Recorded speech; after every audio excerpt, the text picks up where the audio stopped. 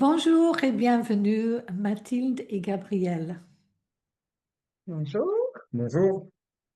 C'est super de vous avoir avec nous pour témoigner de votre parcours parce que c'est quand même assez impressionnant. Depuis le début, je vais vous donner un petit, euh, comment dire ça, une petite idée de ce qui va venir. C'est maman, papa, hypnonaissance. Puis devenir des éducateurs, éducatrices, à leur parcours avec l'hypnonaissance assez complet. Alors, raconte-nous un petit peu chacun comment vous avez trouvé l'hypnonaissance. Je dirais bien que c'est toi qui commences parce que c'est toi qui as trouvé le livre. Ah, d'accord. Ah, Donc, on a découvert le livre Hypnonaissance suite à l'échographie à laquelle on a découvert qu'on allait être parent. Et le réflexe de la plupart des parents, c'est de s'activer à se préparer ou à se poser des questions. Et on a été dans une librairie aussitôt l'échographie faite. Et on est tombé sur ce livre Hypnonaissance. Moi, j'étais déjà assez convaincu et persuadé que la naissance physiologique était possible, parce que j'avais déjà entendu parler des accouchements orgasmiques, etc. Ça semblait un peu trop pour Mathilde à cette époque-là, mais ça paraissait être un bon compromis, l'hypnonaissance. On a eu la quatrième de couverture, et puis à partir de là, on est parti en saison. À l'époque, nous étions saisonniers, et on a entamé la lecture de ce livre. ensemble, page par page. C'est ça. C'est Gabriel qui a commencé et moi je me suis mise un peu après. Ouais. Moi, ça m'a permis de me projeter un petit peu parce que on s'attendait pas à ce que l'échographie soit annonce une naissance, un enfant, etc. Donc, ça m'a permis de tempérer toute l'agitation mentale et de partir dans quelque chose de concret avec de la connaissance et et puis le renforcement de ma conviction, puisqu'à la base, je pensais que les accouchements pouvaient être orgasmiques et physiologiques. Donc ça amenait des arguments en faveur, en fait, de cette croyance. Voilà. Absolument. Mathilde? Après, moi de mon côté, j'avais que des histoires de naissance qui étaient physiologiques. Je suis la dernière d'une famille de 6 enfants, tous nés par voie basse, tous nés physiologiquement. Donc, j'avais pas d'histoire de naissance lourde donc j'étais aussi persuadée que la naissance était naturelle et physiologique une belle-sœur a donné naissance à des jumeaux tout à fait physiologiquement aussi vraiment tout était tout allait dans le sens de l'hypnonaissance en fait. Ce livre il nous a vraiment parlé à tous les deux parce que on était déjà convaincus.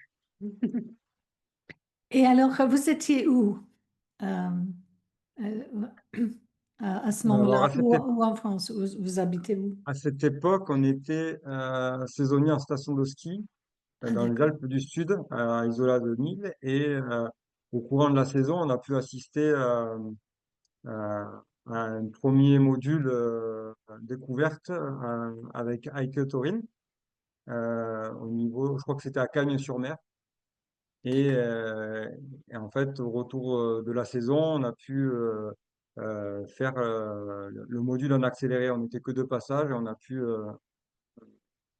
être logé sur place et faire l'hypnonaissance en accéléré. Ouais. Heike nous a accueillis et elle nous a formés parce que voilà, elle croyait aussi en nous et elle voyait que c'était qu'on allait vraiment après vraiment nous entraîner. Enfin voilà, on croyait en la méthode et qu'elle était OK pour nous former en un week-end.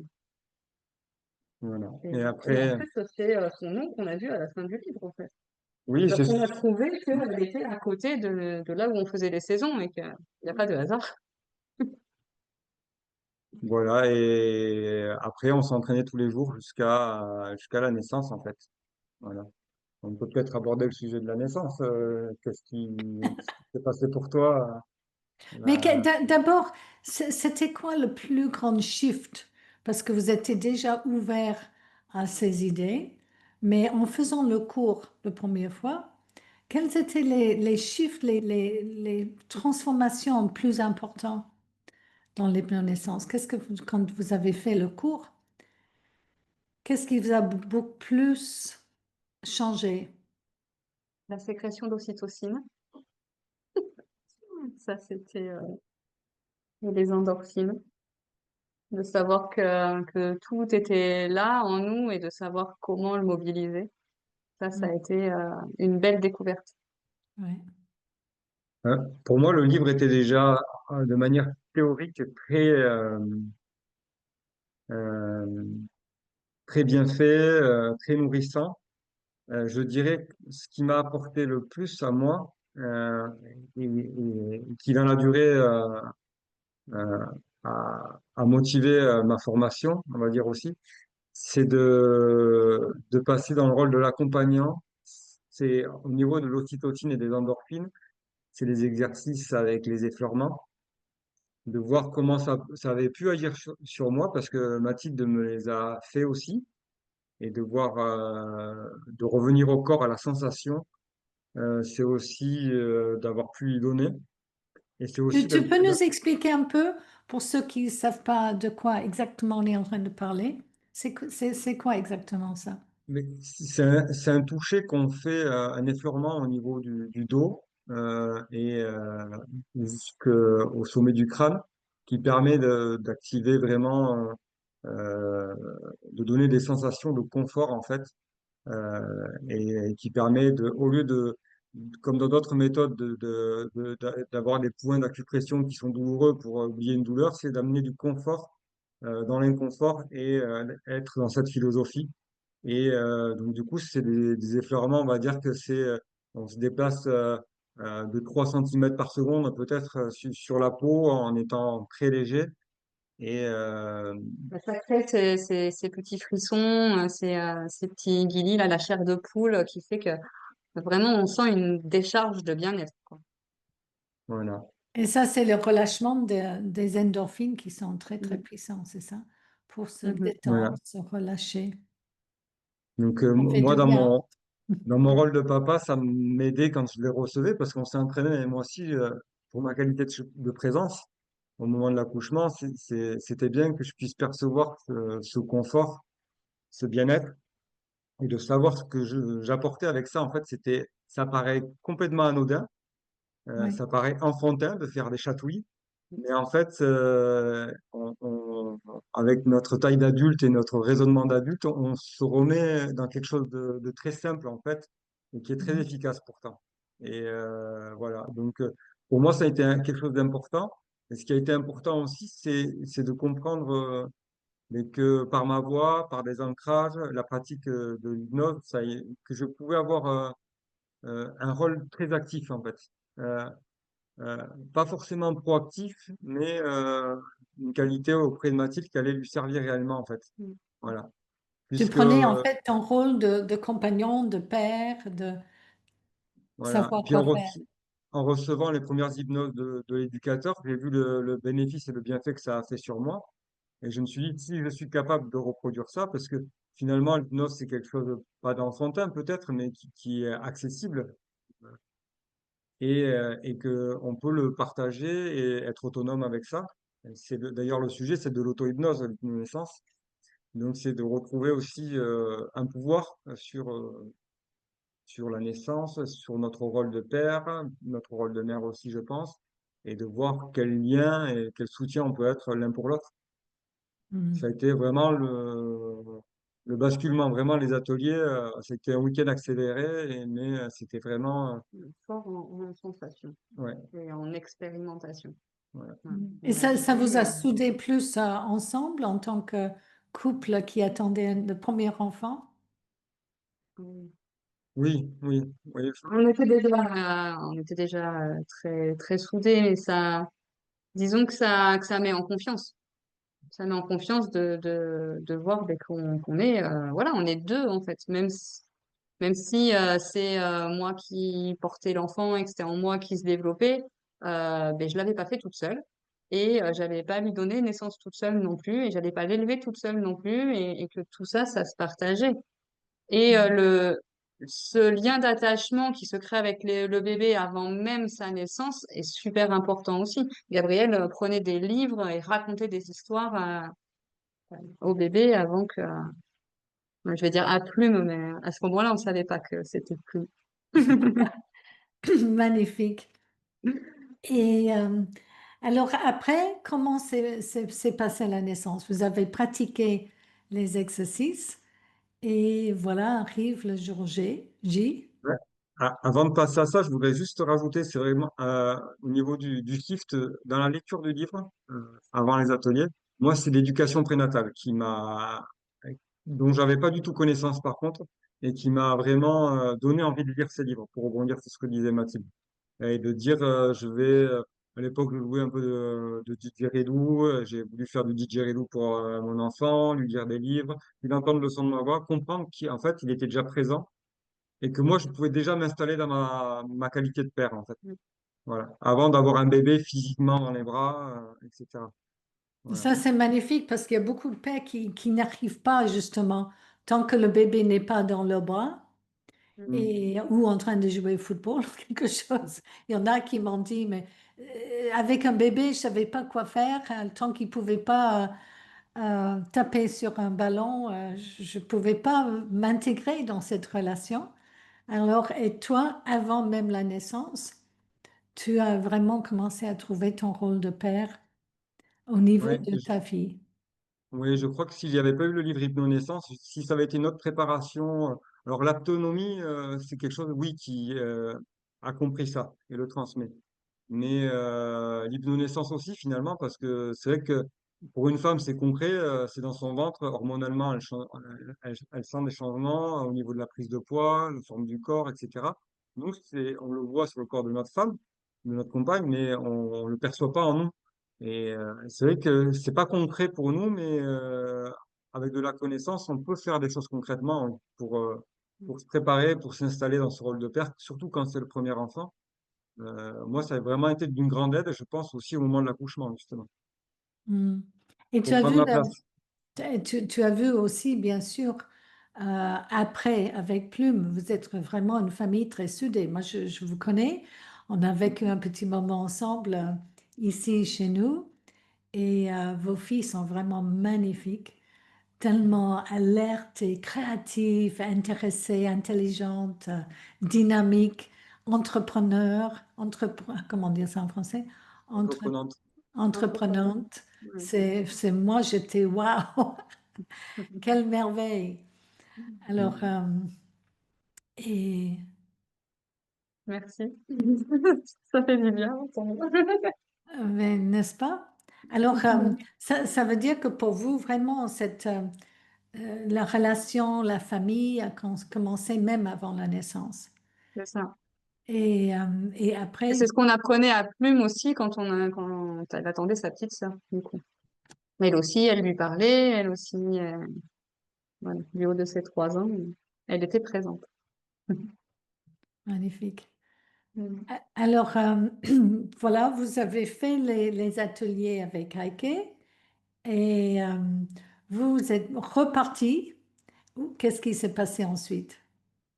On s'était instauré un petit rituel après le repas de midi, de s'installer sur le canapé et écouter la relaxation arc-en-ciel là, qui nous transportait vraiment.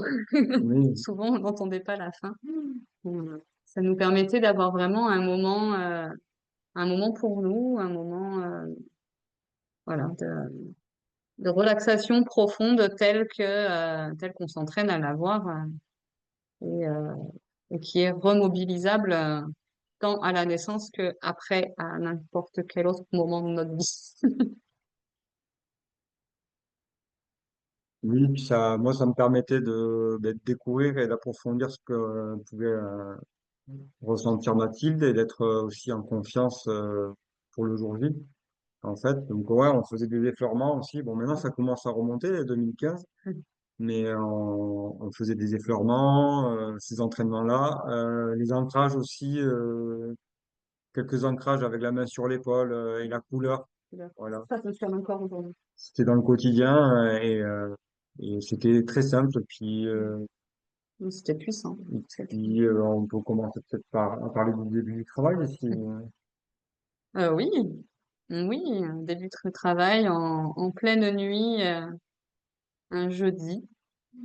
Et où voilà, on a des vagues d'entraînement en fin de grossesse où voilà, moi je m'exerçais à la respiration, enfin, à suivre les vagues, etc.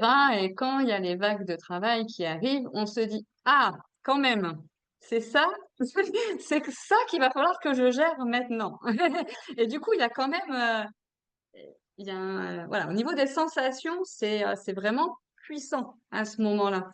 Et on se dit, ouf, ok, et paf, là, on se remet en condition et il y a tout qui vient et voilà, et on respire, on accueille. Et ça a duré un moment parce que, en plus, c'était Roland-Garros et que je ne voulais pas rater un match. Donc, je respirais et j'étais devant le match et je n'irais pas à la maternité avant d'avoir vu la fin du match. Et Gabriel me faisait des effleurements, moi je respirais. Et on est quand même arrivé à la maternité un peu tôt. oui, je crois que c'était vers 19h, comme Mhm. ça. On Euh, nous a dit qu'on pouvait rentrer, parce qu'il y avait beaucoup de monde. C'était une petite maternité à l'époque qui a fermé malheureusement maintenant. Et en fait, toutes les salles étaient pleines et donc on restait à la salle nature. Mhm. Et finalement, on a fait ce premier trajet et mais on était très serein, calme. On rigolait. Voilà, on a pris le temps de sortir à l'extérieur, manger des mûres d'un mûrier platane. J'avais emmené mon ballon. Voilà.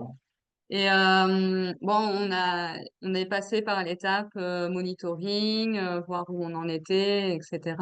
Mais sans insistance. Et ben, on m'a dit que ben, la posture que j'avais n'était pas très efficace pour l'ouverture du col. Donc voilà, ils m'ont donné des conseils et ils nous ont dit qu'on pouvait rentrer chez nous parce on n'habitait pas très loin et que là, ils étaient vraiment débordés. Donc c'est quand même un premier accueil assez, voilà, assez agréable et C'est facile. Ouais. assez facile. Le trajet en voiture l'était moins. On est retourné chez nous donc. Et puis Ouais, donc, je voilà. suis allongée sur le canapé, j'étais dans ma respiration, dans ma connexion à mon corps. Et je sentais Gabriel qui était juste présent à côté et qui m'observait. Et ouais, à un moment donné, j'ai voulu l'attirer à moi, l'attirer dans cet univers que moi je vivais. Et j'avoue que là, ça m'a un petit peu déconnecté du coup à mon corps et à mes ressentis. Donc c'était un peu plus difficile à gérer. Et en même temps, Gabriel était très calme, très posé. Il me conseillait plein de choses, changer de position. Et voilà, il était très avenant et c'était vraiment, vraiment agréable, quoi. C'était un moment de complicité et d'accueil de ce qui se passait. Oui, alors moi, de mon point de vue de papa, je me suis senti peut-être un peu trop proactif parce que Mathilde était allongée, tout était calme. Elle accueillait les vagues, mais très sereinement, il n'y avait pas un bruit. Et je me disais que le travail avançait. Et puis, bah, en lui proposant tout ça, je me suis dit peut-être que je l'ai dérangé. Et à un moment donné, bon, je suis, euh, je suis allé voir par la voie de naissance et à ce moment-là, j'ai vu qu'il y avait quelques pertes. Je l'ai signalé calmement à Mathilde. Et à ce moment-là, elle m'a dit, bon, ben, c'est peut-être le moment d'y aller. Et, on a repris la route. C'était peut-être le moment, la transition la moins confortable parce que le travail avait le plus commencé. Ouais, c'était très intense à ce moment-là. 20 minutes de route, arrivé à la maternité, là, il me semble que tu as vu quelques nausées. Oui, bah oui, j'ai vomi sur les pieds de Sylvie. C'était Notre sage-femme, voilà. Donc là, l'équipe avait changé entre notre premier passage et quand on est revenu par la suite. Et du coup, on a rencontré Sylvie qui allait être la sage-femme présente sur la soirée et la nuit Mm. et qui a été juste formidable, qui a compris ce qu'était l'hypnonaissance dans le sens où ben on pouvait être laissé en autonomie, on était calme. Elle voyait que Gabriel comprenait tout à fait par quoi je passais, que je vocalisais, mais que c'était OK. Et elle, en plus, elle avait une naissance un peu plus compliquée à côté. Et vraiment, on lui a fait comprendre que si on avait besoin d'elle, vraiment, on l'appellerait, mais qu'elle pouvait être totalement disponible pour une maman qui en avait vraiment, du coup, plus besoin. Et on a été, voilà, elle venait nous conseiller de temps en temps avec une petite parole. Et c'était toujours super respectueux, très calme. Oui. Bon, moi, Alors, j'étais très... on m'entendait. Et juste pour dire, pour ceux qui ne savent pas, en hypnonaissance, il y a plusieurs mots qu'on change. Et donc, quand tout à l'heure tu as dit des vagues, c'est en fait ce que dans le corps médical, ils disent des contractions. Nous, en hypnonaissance, on change ces mots pour dire ben, les vagues. Alors, quelque part, on C'est plus surfe doux. les vagues mm. et on n'a pas cette Sachant que idée les que vagues, ça peut être tout petit, mais ça peut être vraiment très, très intense aussi. Donc, ça bien sûr. correspond vraiment tout à fait à ce qu'on peut ressentir, à ce qu'on peut vivre. Ouais, c'est Oui, donc pendant ce temps-là, moi j'accompagnais, j'accueillais Sylvie, la sage-femme, à chaque fois qu'elle venait dans Dans la, la salle de dans la naissance. salle de naissance. Mais finalement, alors en m'étant préparé à avoir peut-être une équipe médicale comme on le décrit le livre Hypnonaissance de manière très générale et ce qui ne correspond pas toujours à la réalité, mais avoir une équipe médicale très proactive qui veut être dans les protocoles, etc. Mais Sylvie avait bien lu notre projet de naissance qu'on avait fait avec eux au niveau de l'hypnonaissance. Et c'était quelqu'un, on a eu de la chance, qui était très en accord avec ça. Et donc, du coup, pour moi, ça a été quand même très facile en tant que papa protecteur de l'intimité émotionnelle de, de Mathilde, de veiller simplement, de veiller à elle. Et j'ai pu l'accompagner vraiment à chaque fois, entre chaque vague, vraiment aller se reposer. Mon rôle, c'était ça, c'était avec l'ancrage de la couleur. Et puis, finalement, même sur le moment, il y a des choses que j'ai dites qui sont venues, qui n'étaient pas préparées dans le cours d'hypnonaissance, mais je l'accompagnais à aller récupérer entre chaque vague de l'énergie pour pouvoir accueillir la prochaine vague, qui est l'approche du travail. Alors pour moi, ça a été, on me dit souvent que pour la maman, peut-être que 2 heures peuvent paraître 20 minutes, mais pour moi, 20 minutes paraissaient 4 heures. C'était très, très, très long. Et je pense que l'hypnonaissance m'a entraîné aussi à être patient avec ça, à être confiant, à pas m'inquiéter sur l'état de santé de Mathilde parce que on est quand même dans un milieu hospitalier à un moment donné. Et puis, on peut faire des rapprochements avec la maladie, avec la pathologie, et se dire que ça se passait mal, etc. Et j'ai réussi à rester dans ma présence, dans ma confiance, et à lui transmettre, je pense, Mm. ou en tout cas à ne pas lui transmettre de la peur. C'est ça. Et ça a été assez long, mais j'ai réussi à supporter le temps. Alors, ça peut paraître pour un papa se dire, mais c'est pas toi qui accouche, c'est pas toi qui fais le travail, c'est pas toi qui a du... Mais Quand cette même, hein. dilatation du temps pour moi qui paraissait 20 minutes me paraissent 4 heures, ça a été éprouvant au niveau d'une charge mentale, de me dire quand est-ce que ça va venir. Si la sage-femme m'avait dit, normalement, tu vas voir quand le liquide amniotique va sortir, parce que Mathilde était dans la baignoire, il va rester plus qu'une ou 2 heures. Arrivé à minuit, 6 heures du matin, j'avais toujours rien vu. C'est là, et là, d'un coup, je vois. Alors moi, je veillais à ce que l'eau reste à 37 degrés. Je rajoutais un peu d'eau chaude au fur et à mesure de la nuit. Et là, je vois, ça y est, il y a du liquide qui est sorti un petit peu. Et là, Mathilde était très calme par rapport au début du travail où elle vocalisait beaucoup. Ça faisait un moment que Mathilde était calme, elle accueillait chaque vague. Et puis là, en fait, j'ai vu une poussée, j'ai commencé à voir quelque chose sortir. Et la vague s'arrête et puis hop, ça re-rentre. Et de souvenir, on m'avait dit, il faut mettre la main, faut pas repousser le bébé à l'intérieur, mais il faut juste faut l'accueillir délicatement, poser sa main dessus, puis quand ça pousse, l'accompagner. Et là, je vois Sylvie qui rentre, je lui dis, ça va pas tarder, je commence à voir. Et puis elle a été très surprise.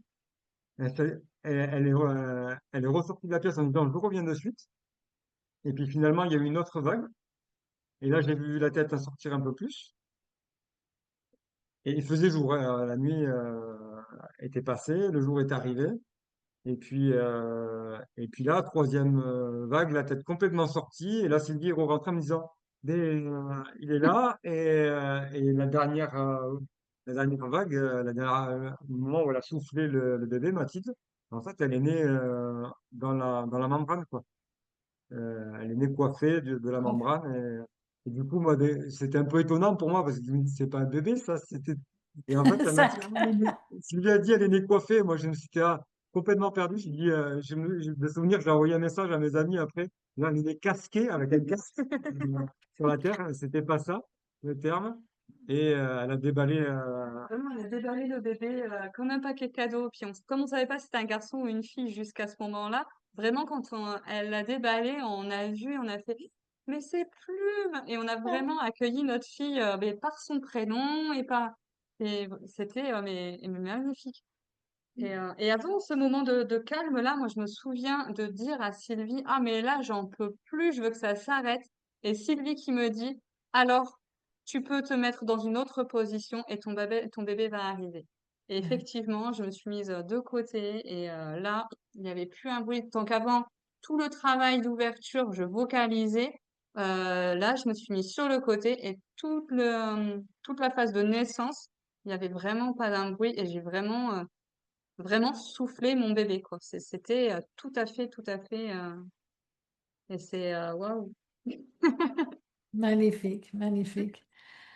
Alors, Plume est née et après 3 ans, c'est ça, Mhm, que ben voilà, vous avez accueilli votre deuxième merveille.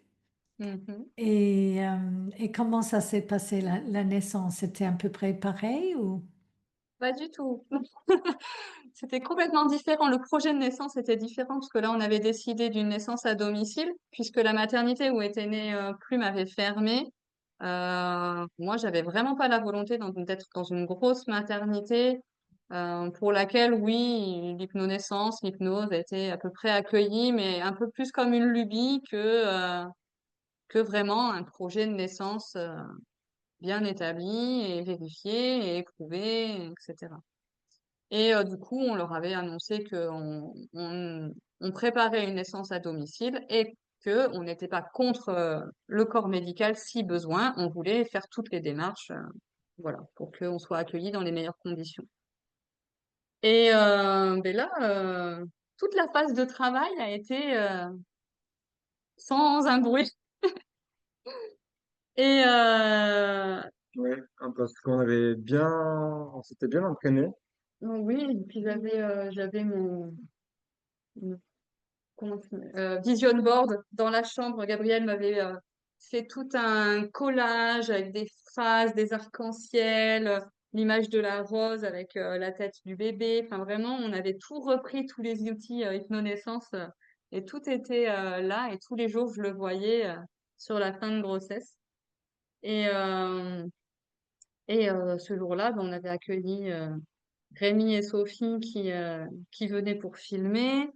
Et puis, on leur avait montré un petit peu les lieux, voilà, expliqué un peu comment ça se passerait. Et on avait dîné ensemble. Moi, pendant le dîner, bon, je gérais mes vagues, je respirais. Voilà, ça me semblait tout à fait. Toute la journée, puis on avait eu la Oui, oui, visite oui. de la sage-femme Oui, le on a eu matin. la visite de Charlotte aussi. Et voilà, rien ne pouvait présager que la naissance était vraiment imminente. Mais à la fin du repas, quand on accompagne du coup Rémi et Sophie, pour plaisanter, je leur dis, bon, mais pareil, on vous rappelle cette nuit, hein. Et ça n'a pas loupé, parce que 21h, je vais coucher Plume, et je sens que les serments sont quand même de plus en plus intenses et que j'ai besoin d'aller m'allonger. Et je demande à Gabriel de prendre le relais sur le coucher de notre fille aînée. Et je vais m'isoler dans la chambre. Il était ouais, 21h, 21h15. et Gaïa est née à minuit 20. Donc, je suis rentrée dans la Waouh! chambre et je n'en suis pas ressortie avant d'avoir mon bébé dans les bras, quoi. Donc, Et et là, autant vous avez eu une sage-femme à la 15 maison? minutes après la naissance, elle est Après, arrivée après. Elle est arrivée pour la délivrance et c'était vraiment le timing parfait parce que la naissance, elle était juste nous. Et, quand Charlotte est arrivée, voilà, elle a rassuré Gabriel parce que bon, j'avais un peu froid, c'est vrai que le lit était très très humide, du coup enfin, complètement détrempé. Et voilà, j'avais ces frissons suite à l'intensité du moment et à l'émotion et tout ça. Et c'est vrai que quand la sage-femme est arrivée, que Gabriel me dit, ah là là, mais elle a froid. Et elle dit, réchauffe-la, mais avec un calme. Et du coup, ben voilà, les draps ont été changés, j'avais une couverture bien chaude, le bébé dans les bras, et tout allait très très bien. Et on a pu brûler le cordon. Ma maman était là. Quand elle a entendu les premiers pleurs de Gaïa, du coup, elle a passé sa tête par la fenêtre en disant, ça y est, je peux venir maintenant. mm, Parce que là, autant, oui, tout le travail était très calme et passé inaperçu, mais la phase de naissance était beaucoup plus puissante. Là, j'étais pas dans l'eau, voilà, Oui, et puis il y a eu, la dilatation a été très rapide et du oui, j'ai coup, ressenti vraiment, voilà, toute l'intensité de cette naissance qui a été beaucoup plus rapide et du coup beaucoup plus intense. mm. Et, mais du coup, après Moi, ça, on se sent puissant. C'est fou. ouais, mm. pendant la phase de naissance, elle m'a appelé, j'étais en bas, je suis monté, elle m'a dit le bébé est là, le bébé est là. Puis j'ai été voir, et je fais non, il n'y a rien du tout. Et un Et peu oui, comme si je ne faisais pas confiance, et à peine j'ai tourné le dos, elle a dit le bébé est là, le bébé est là. Et elle s'est remise dans la même position que dans la première naissance. Et puis du coup, j'ai dû attraper ma fille quoi, qui est née. Le bébé est Même là. si au début, j'ai cru que c'était un garçon parce qu'on était éclairé à la bougie et que voilà, j'étais encore très ému. Et voilà, mais du coup, la première fois, ça m'avait été proposé d'attraper ma fille pour la naissance. Et j'avais laissé faire Sylvie parce que j'avais totalement confiance en elle, vu l'attitude et l'accompagnement qu'elle avait fait tout le long de la phase de naissance. Et puis que c'était impressionnant pour moi aussi pour une première fois. Et la seconde fois, ben, j'ai pas eu le choix. Puis c'était un accomplissement. C'était un accomplissement de faire ça à deux, puisque pour faire un bébé, il faut être deux dans une relation amoureuse. Et puis pour l'accueillir aussi, voilà, c'est la même chose en fait. On peut être à deux vraiment pour avoir notre enfant en fait. C'est magnifique. C'est super. Alors, après, qu'est-ce qui se passe? Pour que tous les deux, vous avez pris le pas pour devenir des éducateurs, éducatrices, pour accompagner d'autres couples. mais là, pareil, je vais laisser Gabriel en parler en premier, parce que c'est le premier à s'être formé, et il s'est formé pendant que j'étais enceinte de Gaïa. Ah, Oui, enfin, c'était je me juste souviens avant. en fait. Ouais, c'était pour moi c'était la volonté de d'avoir un changement professionnel qui a été motivé aussi par les témoignages de mes copains d'enfance qui pour le coup n'ont pas connu les mêmes histoires du tout et Pour la naissance de leur enfant. pour la naissance de leurs enfants Mm. et moi je me disais c'est comment c'est possible qu'autant de parents retirent des expériences aussi négatives de l'accouchement. Alors, des fois, il y a une forme de fierté aussi quand on a été papa, que la maman est partie en césarienne et que on a pu faire du pot à pot avec son enfant, être soutenant, on trouve une place, certes. Mm. Mais moi, je me dis, à chaque anniversaire, c'est quelque chose qu'on soit on se remémore, soit qu'on laisse un peu dans l'inconscient parce que c'est gênant, c'est dérangeant, c'est pas que des souvenirs agréables. Et moi, j'avais besoin d'un travail qui donne du sens à ma vie. J'avais fait quelque chose que j'aimais beaucoup jusque-là, travailler en station de ski, être à la montagne, dans un milieu naturel, même si artificialisé, etc. Mais j'avais vraiment envie de donner du sens à ma vie et pour moi, c'était vraiment quelque chose qui m'avait transformé, en fait, le travail avec l'hypnonaissance, la parentalité, etc. Et je trouvais que la méthode m'avait quand même bien accompagné. sur mon rôle à ce moment-là. Et j'avais envie de transmettre ça, en fait. Et de me dire, bon, maintenant, si, il y a des papas qui veulent connaître d'autres histoires de naissance et avoir des expériences beaucoup plus positives, parce que moi, je reste persuadé aussi que quand on arrive à réussir un enfantement à deux en couple, et qu'on fait équipe, ça garantit pas qu'on restera toute notre vie ensemble, les séparations arrivent, etc. Mais qu'on le fera en équipe aussi, qu'on peut garder cet état d'esprit de faire les choses à deux. On peut très bien tomber amoureux à deux, mais pour se séparer, c'est à deux, ou même pour les épreuves de la vie, les crises adolescents de nos enfants, ben, on sera à deux. Et c'est être dans cette Dynamique. dynamique, cette philosophie, en fait, de se dire c'est quelque chose qu'on fait à deux. Et puis, ne serait-ce que pour le moment de la grossesse et de l'accouchement et les premiers jours de vie du bébé, être vraiment en équipe, quoi. Savoir que les éveiller aussi au fait que le bébé il peut rentrer en relation in utero et qu'ils peuvent être en relation avec eux. Et c'est sans jugement que j'observais comment ils développaient leur parentalité, mes amis. Et, mais je me disais, voilà, moi, j'avais pas envie d'avoir un bébé qu'on mettait Dans un cosy. dans un cosy, qu'on déplaçait, qu'on cliquait dans la voiture, etc. Sur la poussette et qu'on posait sur la table et qu'on ne bougeait pas de là, quoi. Donc de suite, c'est vrai qu'on avait des enfants des fois qui étaient dans le même âge, j'arrivais très vite à les prendre dans les bras, leurs enfants, parce que je comprenais l'importance du portage, de la proximité, du mouvement que ça leur donnait, etc. Et Tu as vite appris à mettre une écharpe pour porter ta fille. On t'entend pas très très fort, Mathilde, quand tu D'accord. parles. Si tu peux parler directement sur le Oui, micro. je disais qu'il avait vite appris à mettre une écharpe pour pouvoir porter sa fille. Il a appris à donner le bain, il a appris à changer les couches. Enfin, vraiment, il était présent pour tout. Même pour l'allaitement, comme je prélevais mon lait pour donner à un lactarium, ben, il me donnait les trucs. Enfin, c'était tout ce qui À était deux. soutenant, il était présent. C'est Et magnifique. voilà, s'il fallait se lever pour aller chercher Plume quand elle pleurait pour me l'amener, ben, il se levait. Et moi, comme ça, je restais. Voilà, il y avait voilà, de la présence et du Mm. soutien. Et maintenant, c'est ça en fait que vous aimeriez partager, que vous faites déjà, hein, C'est partager ça. ça avec d'autres couples. Oui.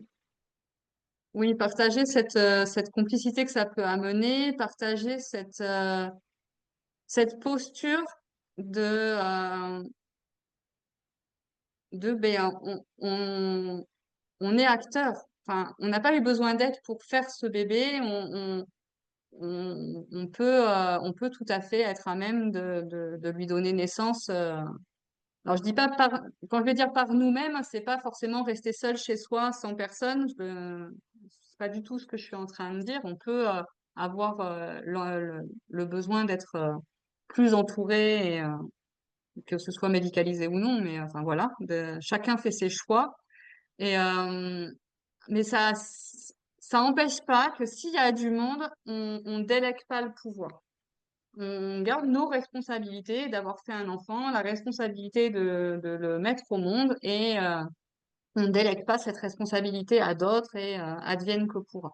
C'est vraiment soyez acteurs jusqu'au bout, soyez responsables de vos choix et soyez présents l'un pour l'autre. Et ça aidera dans tout le reste, parce que en fait, donner naissance, c'est qu'une étape de la parentalité. Après, c'est pas beaucoup plus facile. c'est encore un long voyage. Oui, c'est ça. Terminé en fait. Et si on se sent fort, si on se sent complice, à l'écoute, et bien effectivement, après, dans toutes les épreuves que nous amène la parentalité, ben, ça fait que ben, on peut en parler, on peut avoir du soutien, on peut voilà. Après, on met pas forcément en avance notre propre histoire dans les accompagnements, elle nous appartient, euh, puisque chaque couple a sa propre histoire, chaque individu a sa propre histoire. et qu'il faut s'adapter aussi. Moi, j'ai pu accompagner par exemple une maman qui avait une doula parce que le contexte, leur choix faisait que le papa euh, avait, avait pas de place à ce moment-là et que on a trouvé une alternative qui était satisfaisante pour la maman, pour le papa, que ce soit une doula qui accompagne plutôt. Enfin, il faut respecter les choix et l'adaptabilité aussi au projet des parents, à leur profil. Et nous, notre histoire, on la met un peu en retrait. Là, on en parle dans ce témoignage pour l'anniversaire avec nos naissances. Mais je pense que c'est intéressant pour les parents, mais ils ont leur propre histoire, ils ont leur propre choix, ils ont leur propre projet. Et, Et, bah, pour cette histoire-là, en fait, c'est une maman qui était persuadée qu'elle ne savait pas accoucher. C'était son 5e enfant. Des accouchements voilà, surmédicalisés avant. Elle était persuadée qu'elle savait pas accoucher, et en fait, en discutant avec elle, elle a su qu'en fait, ça pouvait être autrement. Et accompagnée de sa doula qui, du coup, a suivi les cours hypnonaissance avec elle, mais comme un papa le suivrait, elle a vécu une naissance qui était complètement différente des autres. Mm. Et ça lui a redonné aussi confiance elle était plus que ravie de la naissance de son fils.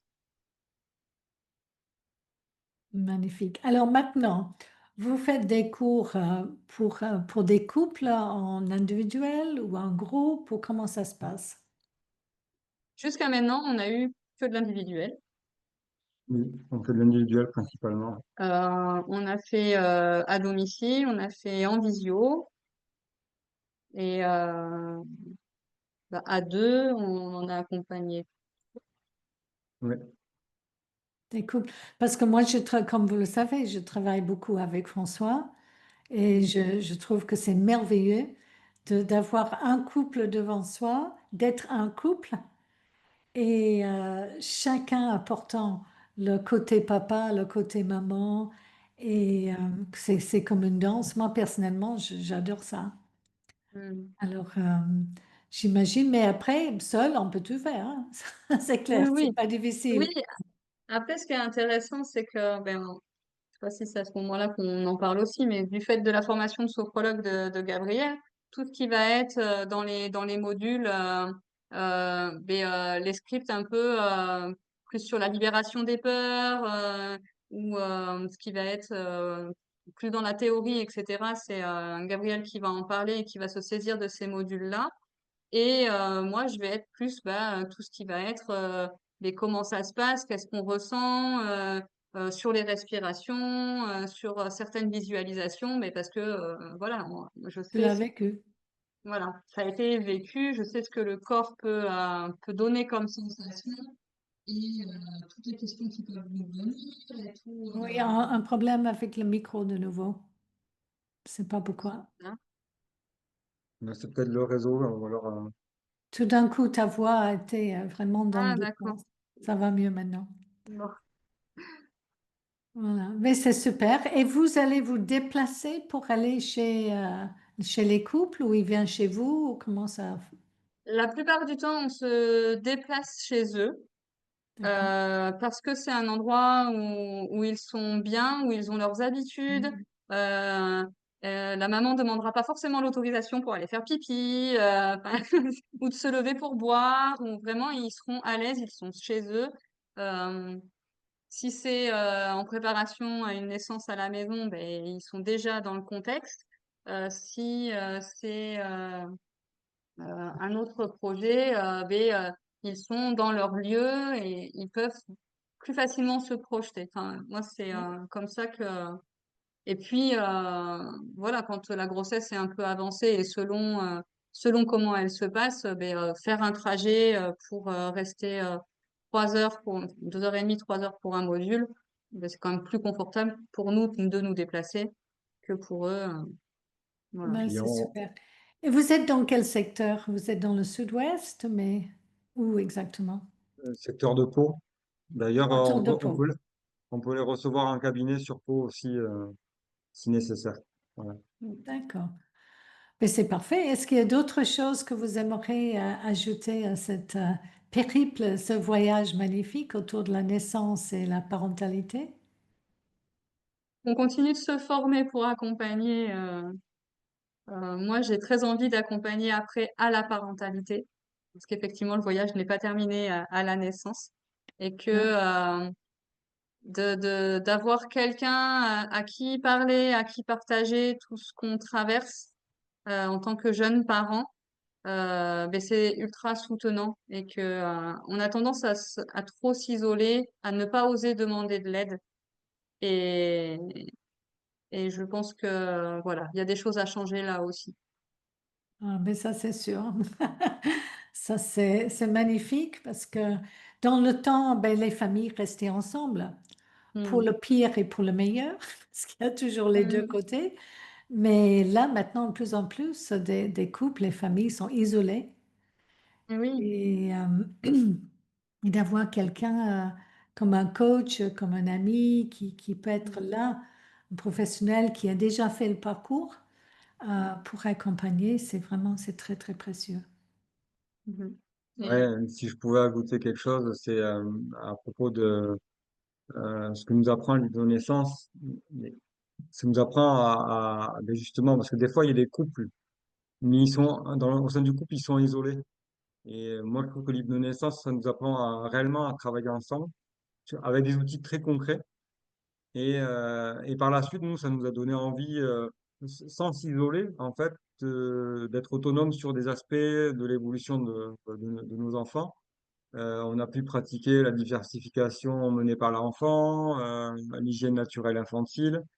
On a pu faire l'instruction en famille. En fait, on a fait des choix d'autonomie et de responsabilité, mais il faut pas le confondre avec l'isolement. En fait, on faisait l'instruction en famille, mais on était en lien avec un réseau, avec d'autres parents qui le pratiquaient, et on a pu faire des choix en fait, plutôt que de suivre de manière protocolaire ce que la société veut pour nous.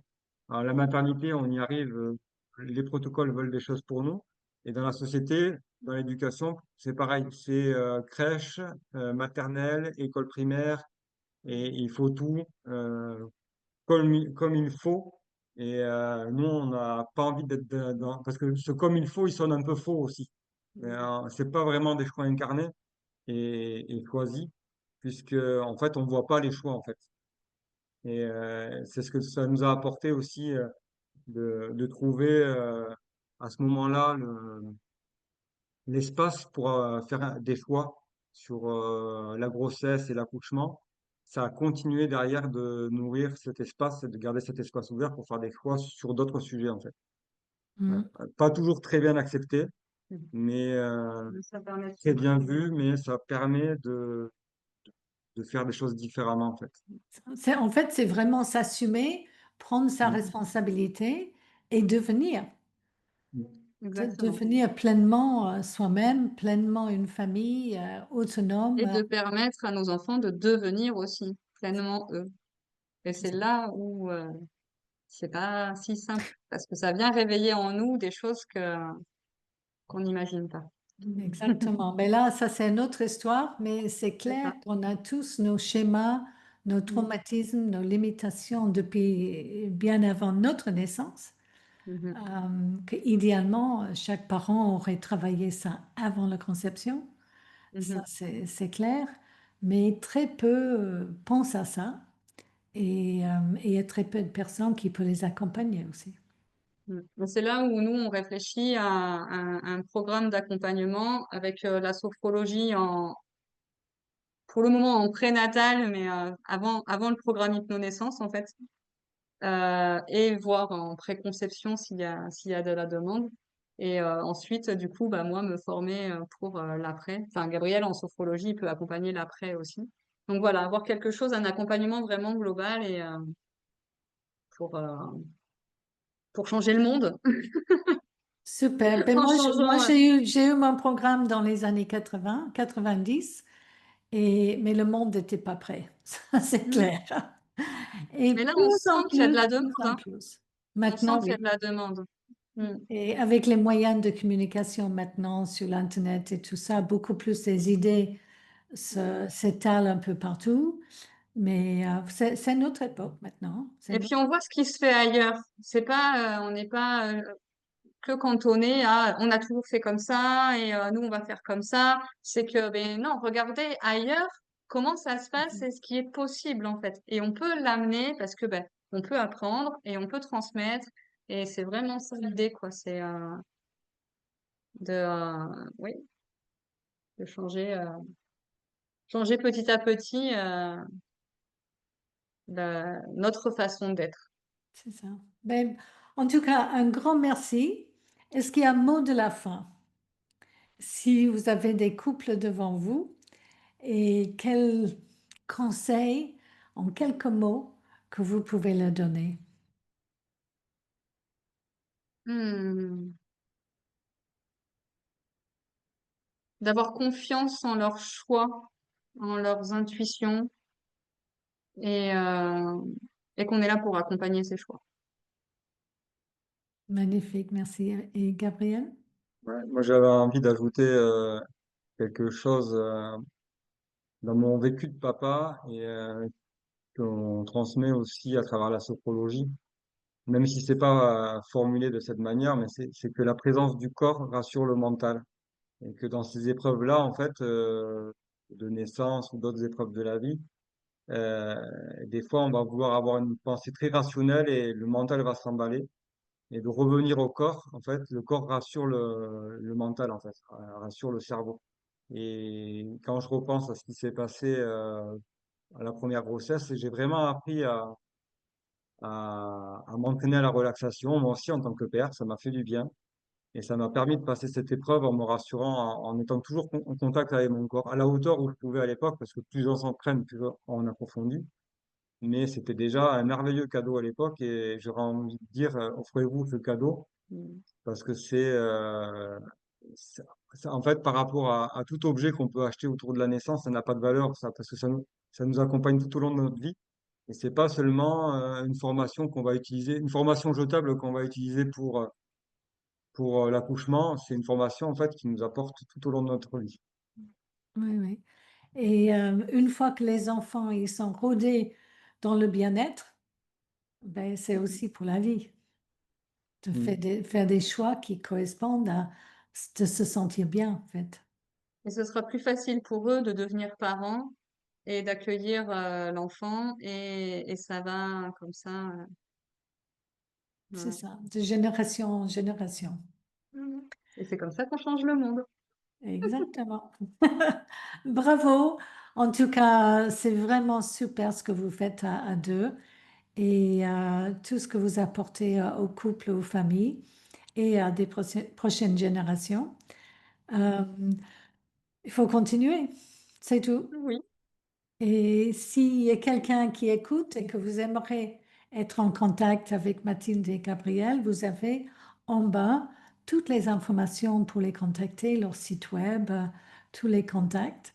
Et je vous préconise vraiment, si vous êtes dans la région de Pau, d'aller les voir en présentiel parce que ça serait un cadeau à ne pas manquer pour vous-même, pour votre famille, pour vos avenirs. Et à très très bientôt. merci Julie. Merci Julie Merci. pour l'invitation.